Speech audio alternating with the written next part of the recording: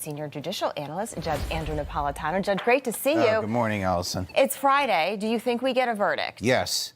Yes, they've been deliberating for 4 days. Something happens around 2:30 or 3 o'clock on a Friday afternoon in the courthouse. Everybody wants to go home. Right. They do not want to be sequestered for the weekend, and the court does not want them home reading newspaper and other media accounts of this over the weekend. So there'll be tremendous emotional pressure within the jurors to come to a decision today. That makes sense.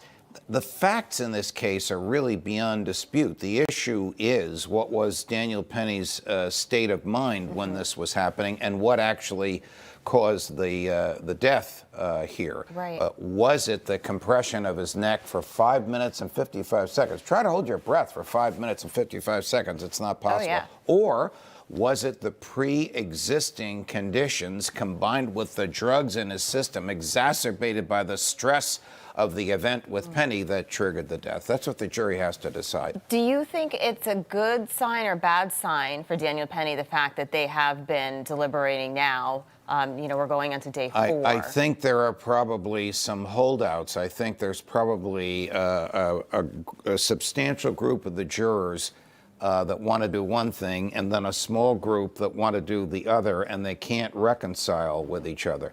They have asked for readbacks of the judge's instruction on state of mind, and the state of mind is very important here. Was Daniel Penny heedless, thoughtless of the fact that he might be causing death, or did he decide that he should continue to do this? Did he make a conscious decision to cause the death? Okay. That's what they really have to try and figure out. So they asked for readbacks of the expert testimony, they asked for readbacks of the judge's instructions, and they asked to view yet again the body camera footage of the police that arrived at the scene, which is very important because that's when Penny spoke candidly, telling the police, and never imagining he'd be a criminal defendant, telling the police what he saw and what he did and why he did it. Yeah, he went in there willingly without a lawyer and just, decided to tell them what happened.